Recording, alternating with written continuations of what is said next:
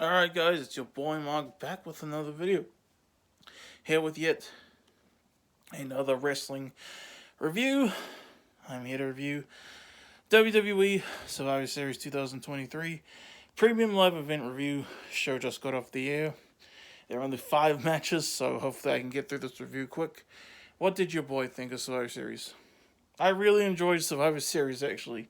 Honestly, every match was, fun enough. Served this purpose. I didn't get most of the winners I wanted, but you know what? I still really enjoyed the matches. It wasn't like WrestleMania 39 where I was devastated by the opening match, and then that basically ruined WrestleMania for me. But opening, we have the women's WarGames match, of course, and that is Damage Control versus Team Bianca Belair, consisting of Charlotte, Shotzi, etc. Now, this match was awesome. This might be, I think this is my match of the night, honestly. It was awesome. It started off with Bayley and Becky Lynch. Becky took a pretty good suplex onto the middle step bit between the two rings, so that was cool. And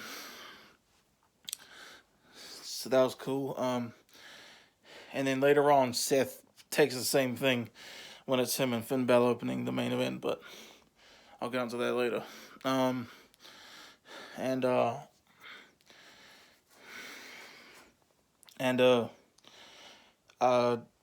Dakota Kai, Becky Lynch had Bayley in the disarm her, and Dakota Kai got a kendo stick and she poked Becky with it, and then they used the kendo stick a bit on Becky. Let's just skip to the end of the match. There's gonna be tons of spots I'm not gonna remember. Let's be real. So there was a really awesome spot where Io Sky. I'm pretty sure she did this in 2020 at the NXT WarGames back then. Basically, she went onto the top of the cage, got a trash can, put it over herself, flew off onto everyone. That was an awesome moment. Another awesome moment was when Charlotte Flair did a friggin' moonsault from the top of the cage. That was another awesome moment. But Team Bianca Belair and got the victory. I don't know why. I was rooting for Damage Control, and it seemed like everyone was pretty sure they were gonna win. I don't know why they didn't win this, but it was still an awesome match, and for me, match of the night. Next up is the Intercontinental Championship match, Gunther versus The Miz. The build-up for this match was actually pretty good. And the match itself, I also thought was great. This might be my second favorite match of the night, to be quite honest with you.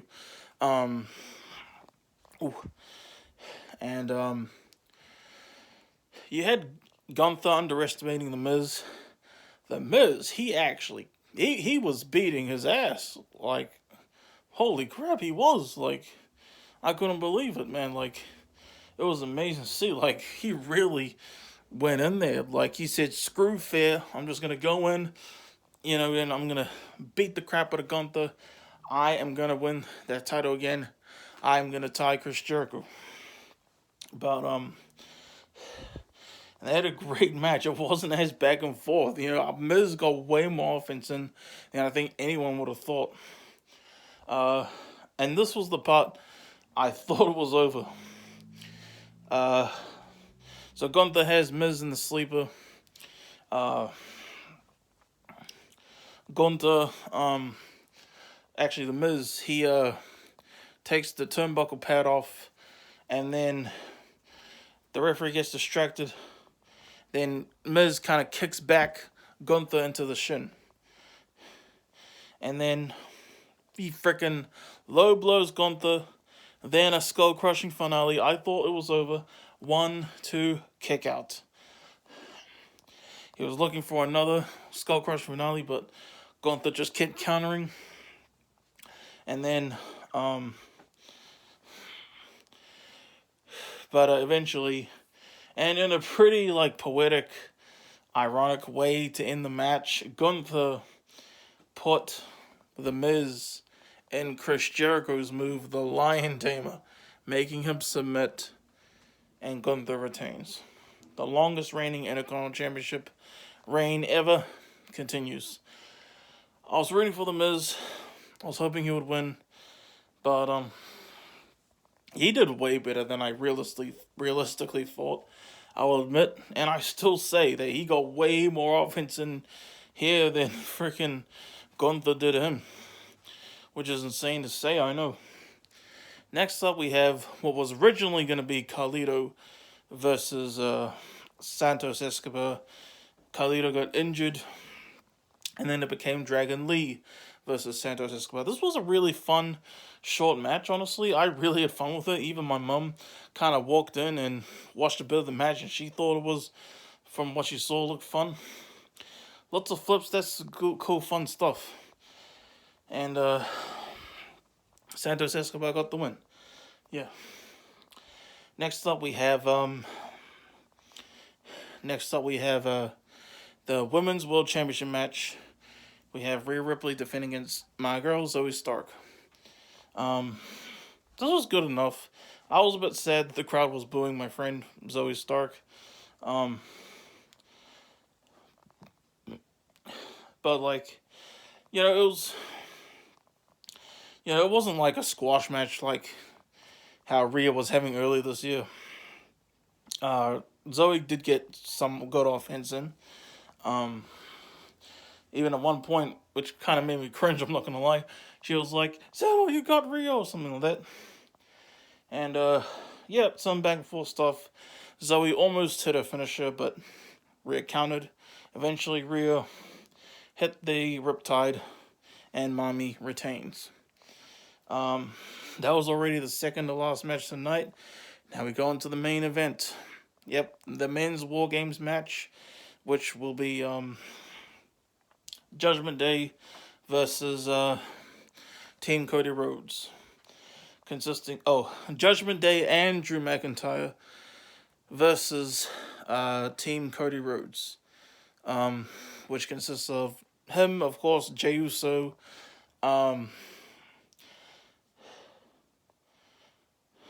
trying to remember. Him, Jey Uso. I don't remember any of the other members except for the returning Randy Orton, of course. I don't know what's going on. Oh, Seth Rollins, the World Heavyweight Champion, of course. Probably someone else I'm forgetting. That was, the main event started. Seth Rollins and Finn Bálor, the first two men, just go up blazing. Like I said earlier, like his wife earlier in the night. Seth, in the first 5 minutes, took a suplex onto the steel middle part of the two rings. And there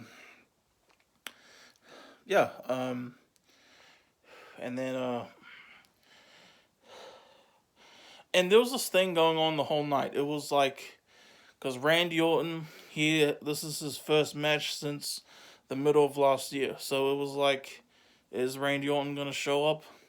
Because they were like, Randy Orton's still not here, kind of keeping that tension.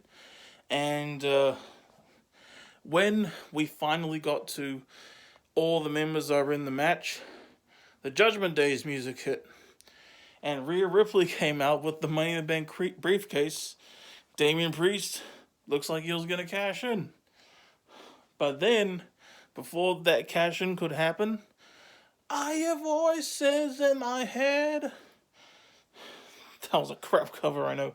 And Randy Orton is officially back for very selfish reasons. I was hoping he wouldn't come back. But you know what? It's good to see him back. And he looked buff as hell tonight. He came in there blazing, doing power slams like nothing. And he did such an awesome freaking RKO.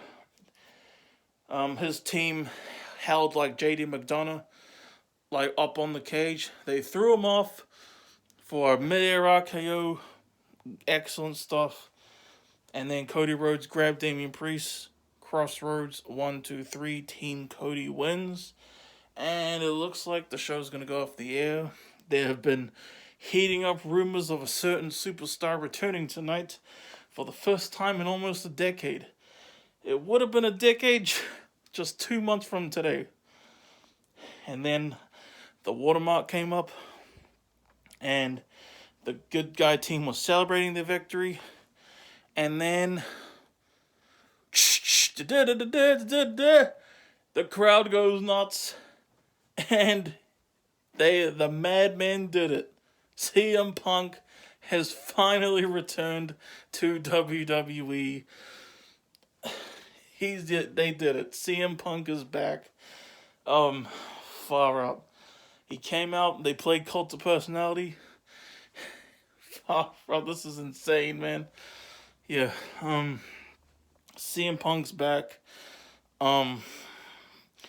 Awesome. It's awesome to have him back in WWE. You know. Good stuff, man. Like far out. Yeah, I'm very happy he's back. I don't know what more to say, but it's just, it's not like as like amazing as, because he did come back to AEW, so he did come back to wrestling, but this is awesome, man. Welcome back, CM Punk. Holy crap, he's back, man. CM Punk has returned to WWE, and that is my final, my final thoughts on Survivor Series. Really fun show. Every match was good to great. And of course, the best part, CM Punk returns. Yeah, it's amazing, I know. But thank you guys for watching. Hope you enjoyed my review. And, Jey Uso. That was the last guy, far out. And Jey Uso, of all people, main evented every single Big Four pay-per-view of 2023. If you count the Royal Rumble, because he, managed Roman Reigns. But yeah. So thank you guys for watching my Survivor Series review. Peace out, y'all.